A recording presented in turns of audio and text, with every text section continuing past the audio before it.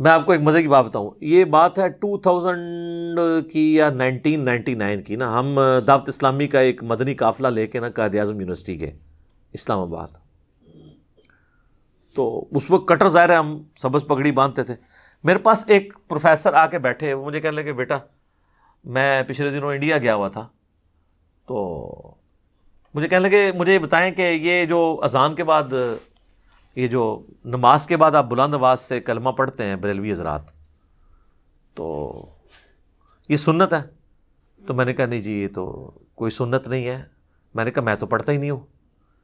اور آپ کو بتاؤں حیران کن بات، فیضان مدینہ کراچی جہاں الیاس قادری صاحب ہزاروں لوگوں کو لے کے بیٹھے ہوتے ہیں مدنی چینل پہ، وہاں نماز کے بعد کلمہ نہیں ہوتا، پن ڈراپ سائلنس ہوتی ہے، کوئی کلمہ نہیں پڑھا جاتا. میں نے الیاس قادری صاحب کے پیچھے 1999 میں بالکل پیچھے ان کی امامت میں پہلی صف میں کھڑے ہو کے کتنی نمازیں پڑھی ہیں. ابھی بھی جا کے کوئی چیک کرنا چاہتا ہے کر لے. لیکن پنجاب میں دعوت اسلامی کے کئی مراکز ہیں، وہاں پہ کلمہ ہو رہا ہے، پتہ ہے ان کو کہ یہ غلط ہے، کہ جو لوگ لیٹ ہو جاتے ہیں ان کی نماز ڈسٹرب ہو جاتی ہے، لیکن نہیں، روک نہیں سکتے. یہ ہمارے کالا دیو والی جتنی مسجدیں ان کے انڈر آتی ہیں، یہ جو کوٹلی والے پیر ہیں کشمیر والے، کشمیر میں ان کی سینکڑوں مساجد ہیں، کہیں پہ کلمہ نہیں اونچی آواز سے پڑھا جاتا. تو وہ پروفیسر صاحب مجھے کہنے لگے کہ جی اب وہ ان پہ تو اوسی پڑ گئی نا. میں نے جب بات کی میں نے کہا یہ تو کوئی نہیں، ہم تو نہیں پڑھتے. تو کہنے لگے میں یہی آپ کو بتانے لگا تھا کہ میں باقاعدہ بریلی اعلیٰ حضرت کے مزار پہ میں نے حاضری دی ہے، اور وہاں ان کی جو اپنی مسجد ہے اعلیٰ حضرت کی، جہاں ان کی اولاد نمازیں وغیرہ پڑھاتی ہے، جو مدرسہ ہے منظر الاسلام، وہاں پہ تو نماز کے بعد کلمہ نہیں اونچی آواز سے پڑھا جاتا. تو پھر بریلوی خود بھی کیا بریلوی ہیں؟ یہ سوچنے کی بات ہے نا، کہ بس ایویں سن سنا کے سننی، جس کو میں کہتا ہوں ٹنی، پڑھ پڑھا کے سننی نہیں. میں کہتا ہوں جی اعلیٰ حضرت کی تعلیمات میں کئی باتیں ایسی ہیں جن پہ یہ عمل کر لینا تو باقی مکاتب فکر کے ساتھ یہ کئی اختلافات ختم ہی ہو جائیں. احکام شریعت میں اعلیٰ حضرت نے لکھا ہے کہ نبی علیہ السلام کی مبارک جالیوں کے بارے میں کہ ان کو آپ چھو نہیں سکتے. عام قبر کے بارے میں لکھا ہے اس کے سامنے حد رکوع جھک نہیں سکتے. قبر کو چومنا، وہ کہتے ہیں چومنے میں اختلاف ہے، لیکن میرے نزدیک بہتر ہے کہ چوما بھی نہ جائے، حد رکوع جھکا بھی نہ جائے، اس کو ہاتھ بھی نہ لگایا جائے. تو یہ قبروں کو چومنے چاٹنے والے سارے لوگ کون ہیں؟ تو تعلیمات کو، اور اعلیٰ حضرت نے کوئی اسلام جاری نہیں کیا کہ بھی انہوں نے کہا کہ میری مسجد میں جو ہے مصطفیٰ جان رحمت پہ لاکھوں سلام پڑھا جائے. اب باقی انہوں نے وصایا شریف میں کہا تھا کہ میری میت کے ساتھ جو ہے نا وہ پڑھا جائے، وہ کعبے کے بدرود ہو جا تم پہ کروڑوں درود، وہ والا سلام. یہ والا اس میں پھر بھی نہیں ہے. لیکن یہ بھی مطلب میں ویسے انفارمیشن کے طور پہ بتا رہا ہوں، ہے نا. تسی کہو کہ جی یہ شروع کرا دینے جڑا اعلیٰ حضرت تو ثابت ہے. اعلیٰ حضرت سے نہیں ثابت دیکھنا، وہ آپ نے حضرت محمد صلی اللہ علیہ وآلہ وسلم سے ثابت دیکھنا ہے، جن کو آپ اعلیٰ نہیں کہتے ہیں، صرف حضرت محمد کہتے ہیں. فرق دیکھ لینا، وہ صرف حضرت محمد، یہاں اعلیٰ حضرت. ٹھیک ہے نا جی. میں کئی بار سنتا ہوں، آپ دیکھیں یہ اپنے علماء کے ناموں کے ساتھ اتنی لمبی لمبی دمیں کئی بار، یعنی مدنی چینل پہ میں نے دیکھا ہے نا کہ وہ الیاس قادری صاحب کا نام لیتے ہیں تو ان کے ساتھ اتنے القابات، ابو البلال فلاں فلاں فلاں، اپنی کتاب میں فرمان مصطفیٰ نقل کرتے ہیں، مصطفیٰ کلّہ صلی اللہ علیہ وآلہ وسلم. کبھی کبھار القابات بھی لگا لیتے ہیں، کئی بار اکیلے بھی. اور کئی لوگ تو ایسے ہیں اللہ معافی دے، اگر ایک جملے میں 3 دفعہ نام ہے 3 دفعہ القابات ریپیٹ کرتے ہیں. تقریر لمبی ہو جائے ان کو کوئی غرض نہیں ہے. آپ حسام الارمین پڑھ کے دیکھ لیں اعلیٰ حضرت کی. چوتھا فرقہ وہابیہ شیطانیہ، جو شیطان لعین ابلیس کے پیروکار ہیں، جس طرح کے روافض شیطان عطاق کے پیروکار ہیں، یہ انہوں نے لکھا ہے. بڑے یعنی سخت سخت الفاظ ہیں، تو کوئی ٹالریٹ کرنے کے لیے تیار نہیں ہوتے. پھر آپ دیکھ لیں کہ انہوں نے ان کے جو ملفوظات ہیں وہ بھی شرف اس جہلم شہر کو ہی حاصل ہے، یہیں سے چھپے ہوئے ہیں ملفوظات شریف. ویسے اعلیٰ حضرت .net ویب سائٹ پہ بھی رکھے ہوئے ہیں، انڈیا کے چھپے ہوئے. پاکستان میں جو ہے وہ بک کارنر جہلم نے پرنٹ کیے ہیں. اور میں آپ کو بتا دوں وہ جو بک کارنر جہلم والے ملفوظات ہیں نا، اس کے بعد جو اعلیٰ حضرت کے مزار کی تصویر ہے نا، وہ میں نے ان کو گفٹ کی تھی کیونکہ میں اس وقت بریلوی تھا. ہاں جی. تو وہ تصویر ان کے آنر نے مجھے کہا کہ اس طرح ملفوظات شریف چھپوا رہے ہیں. میں نے کہا تو بہت نیکی کا کام آپ کر رہے ہیں. تو میں نے کہا بار آپ مزار کی تصویر لگائیں، وہ اس وقت نئی نئی جو ہے نا وہ چھپ کے آئی تھی، دعوت اسلامی والوں نے چھاپی تھی، بڑی خوبصورت. تو میں نے فریم کا، وہ ویسے فریم ابھی بھی میرے گھر موجود ہے، میں آپ کو دکھا بھی سکتا ہوں. وہ فریم میں نے دیا تو اس کی انہوں نے پکچر کھینچ کے تو اس کو اس پہ ڈسپلے کیا، آپ جا کے بک آنے والوں سے تصدیق بھی کر سکتے ہیں. تو وہ جو مزار اعلی حضرت کی تصویر ہے اس میں آپ نے دیکھ لیں، انہوں نے تو جب پوچھا گیا وہابیوں کی اذان کے بارے میں تو جو ان کے کومنٹس ہیں، انہوں نے کہا ان کی مسجد تو گھر کے مانند ہے، یہ تو مساجد ہے ہی نہیں ہے، ان کی تو اذان ہی نہیں ہے، ان کی نماز بھی نماز نہیں ہے. اور ایون انہوں نے کہا کہ جی یہ مطلب اہل کتاب کا ذبیحہ حلال ہے، ان کا ذبیحہ بھی حلال نہیں ہے جی. تو اسی کی پریکٹیکل اپلیکیشن آپ کو وہ پچھلے دنوں نظر آ گئی تھی، وہ جب خادم رضوی صاحب کی ایک جو ہے وہ ویڈیو غلطی سے ریکارڈ ہو کے منظر عام پہ آ گئی. کہنا انہاں بڑے دے اخلاص منگو تو بڑے بڑے لوگ ان گداواں نو خیر پا ہی دیں گے. چلو جی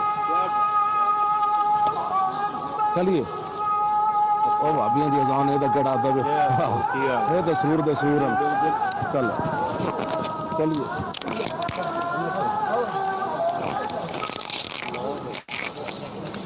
علادہ بات ہے کہ وہ ان کے ماننے والے اس کی تعویل کر رہے ہیں، ان کو کہے اس کی تو تعویل چھوڑ دیں، اعلیٰ حضرت نے تو اس سے سخت باتیں لکھی ہوئی ہیں، اس کی تو تعویل ممکن نہیں ہے نا. اس کو ویڈیو کہہ سکتے ہیں، وہ اعلیٰ حضرت کے ملفوظات بھی ایڈیٹڈ ہوئے ہیں، ان کو پتہ ہے یہ کیا ہے. تو وہ کوئی نہیں ہے، وہ بالکل اپنے کانٹیکسٹ کے ساتھ وہی بات انہوں نے کی ہے. ظاہر ہے کہ وہ، اور میں اس میں اہل حدیث تو فوراً دفاع پہ سامنے آ گئے نا کہ جی ہمیں انہوں نے وہ خنزیر والا ٹائٹل دیا ہے. ویسے وہ جب بول رہے تھے نا تو وہ اہل حدیث کو نہیں کہہ رہے تھے، وہ مزار قائد پہ، مزار اقبال پہ بیٹھے ہوئے تھے، اور جو بادشاہی مسجد ہے نا وہ دیوبندیوں کے انڈر ہے. تو ذرا تھوڑے سے محتاط ہو جائیں کہ بریلوی جو ہیں وہ دیوبند اور اہل حدیث دونوں کو ہی وہابی کہتے ہیں.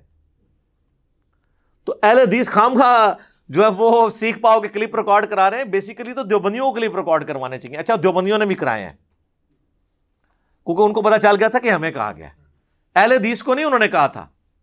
وہ دونوں کا ہی، اہل حدیث کو تو اس سے بھی وہ آگے کی ورژن سمجھتے ہیں نا، لیکن وہ جو کہہ رہے تھے نا یہ وہابیاں دی اذان ہے، تو وہ اذان ہو رہی تھی بادشاہی مسجد میں، اور بادشاہی مسجد اہل حدیث کے انڈر نہیں ہے، وہ دیوبندیوں کے انڈر ہے. تو وہ وہابی ان کو کہہ رہے تھے. اعلیٰ حضرت بھی دیوبندیوں کو وہابی کہتے ہیں، ایون بہار شریعت میں بھی اہل حدیث کو وہابی کہا گیا، ٹھیک ہے نا.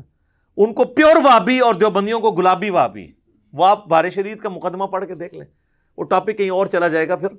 تو میرے پاس تو بہت کچھ کہنے کو ہے، ظاہر ہے میری تو اپنی پوری زندگی کے سمجھ لیں ابھی 43 ایئرس ایج ہے، تو 31 ایئرس تو میرے بریلویت میں گزرے ہیں. 10 سال میں سبز پگڑی بھی باندھتا رہوں، دعوت اسلامی میں بھی رہا ہوں. تو میں نے یہ حسام الحرمین اپنی داڑھی مچھ نکلنے سے پہلے کی پڑھی ہوئی ہے، مجھے پتہ ہے اس میں کیا کچھ لکھا ہے. انہوں نے 1905 میں حسام الحرمین احمد رضا بریلوی صاحب نے لکھی، اور اس میں علماء دیوبند، 4 علماء دیوبند پہ اور 5ویں غلام احمد قادیانی دجال کے اوپر انہوں نے کفر کے فتوے لگائے، اور اسے کنکلوڈ کرتے ہوئے انہوں نے لکھا کہ ان کے کفر کے اوپر اجماع ہے، اور یہ بالاتفاق مرتد ہیں، یعنی واجب القتل، اور ان کے کفر میں شک کرنے والا بھی کافر. یعنی سارے دیوبندی جو اپنے ان سارے بزرگوں کو انکلوڈنگ اشرف علی تھانوی صاحب، ان پہ بھی فتویٰ تھا، وہ تو رحمۃ اللہ علیہ کہتے ہیں. تو یہ کروڑوں دیوبندیوں کو کافر ڈکلیئر کر دیا، اور کتاب کا نام رکھا حسام الحرمین. یہ لفظ ہے حسام الحرمین، حرمین کی تلوار. اور علماء عرب سے اس وقت کے جو صوفی تھے فتوے بھی لے لیے.